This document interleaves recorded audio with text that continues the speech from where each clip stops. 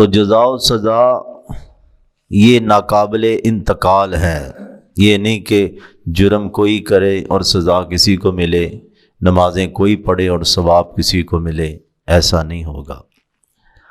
ہاں نیکی اور بدی کے اثرات ہوتے ہیں،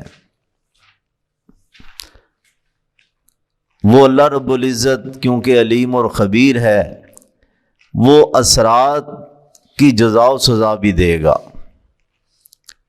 جس طرح صحیح بخاری کے اندر ہے، کوئی ناحق قتل ہوتا ہے تو وہ قاتل مجرم تو ہے ہی ہے، لیکن آدم کے بیٹے قابیل کو بھی اس کا کچھ حصہ پہنچتا ہے۔ اس زمین پر ناحق سب سے پہلے اس نے قتل کیا۔ اسی طرح مضر قبیلے کے لوگ آئے رسول اللہ صلی اللہ علیہ وسلم کے پاس، صحیح مسلم کی حدیث ہے، کپڑے پھٹے ہوئے تھے، بہت ہی ان کی حالت یعنی کہ خستہ تھی، آپ کی طبیعت بھی یعنی کہ پریشان ہو گئے آپ، تو آپ نے صدقے کی ترغیب دی۔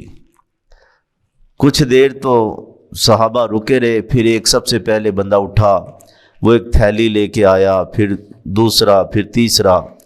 تو اس وقت آپ نے فرمایا جو نیکی کی ابتدا کرتا ہے باقیوں کا عمل کا ثواب بھی اس کو ملتا ہے، یعنی باقیوں کو تو ملنا ہی ملنا اپنا حصے کا، لیکن جس نے ایک نیکی کا عمل شروع کر دیا اور جس نے کوئی برائی کسی معاشرے میں شروع کی تو وہ باقیوں کو بھی گناہ کرنے والوں کو ملے گا، لیکن ابتدا کرنے والوں کو ملے گا۔ اس حدیث کو لوگ نا بدعت پہ بھی لاگو کر دیتے ہیں، دیکھو جی یہ اچھا ہی کام ہے نا، حدیث کے اندر آیا نہیں، حالانکہ یہ تو ایک صدقے کی ترغیب میں صدقہ پہلے اس بندے نے دیا تھا، یعنی کہ وہ ہے بھی صدقے کی۔ یہ تھوڑی کہ بندہ قوالی شروع کرے، چلو ابھی اب جتنی قوالیاں ہوں گی اس کو ثواب ملے گا۔ اسی طرح صحیح بخاری کتاب الجنائز میں ہے کہ میت کو بھی عذاب ہوتا ہے جب اس کے اہل و خانہ نوحے کرتے ہیں، روتے پیٹتے ہیں۔ عرب کے اندر ہے نا باقاعدہ کئی مرنے والے وصیت کرتے تھے اچھی طرح رونا، اچھی طرح نوحے پڑھنا۔ تو یہ اس صورت میں ہے کہ جب میت کہہ کے گئی ہو،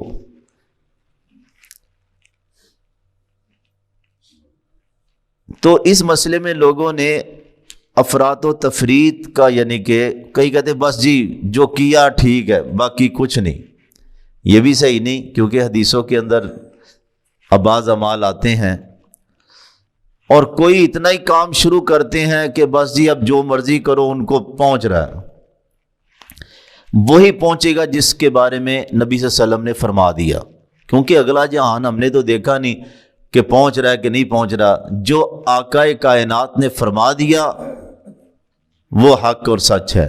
مثلا ایک عورت آئی کہ میری ماں نے منت مانی تھی حج کی، وہ اب مر گئی ہے اچانک، یعنی کہ نظر منت پوری نہیں کر سکی، تو میں یہ کر لوں؟ آپ نے فرمایا ہاں، اگر اس پہ قرض ہوتا تو دیتی نا، تو یہ تو اللہ کا قرض ہے تو اس کو ادا کرو۔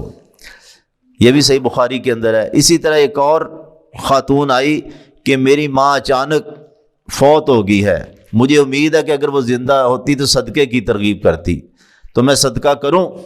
آپ نے فرمایا ہاں کرو، ثواب ملے گا اسے۔ یہ بھی صحیح مسلم کی احادیث ہیں۔ کسی نے کہا میرا باپ مال چھوڑ کے گیا ہے کافی، تو میں بعد میں صدقہ کروں تو فائدہ ہوگا؟ فرمایا ہاں۔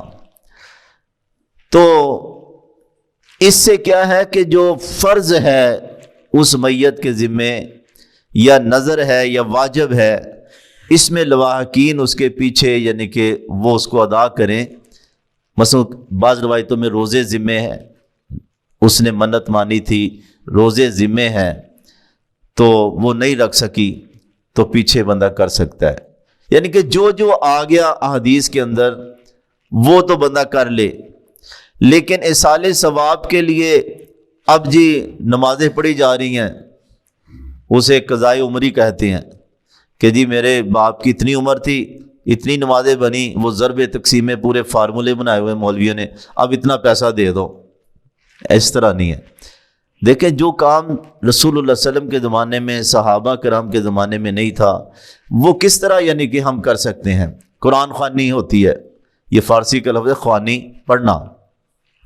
قرآن رسول اللہ علیہ وسلم کے زمانے میں موجود تھا، بندے مرتے تھے، لیکن یہ نہیں کسی نے کہا جی میں اب انہوں نے قرآن نہیں پڑھا تو میں اتنے قرآن پڑھوں۔ یہاں تو پورا کاروبار ہے۔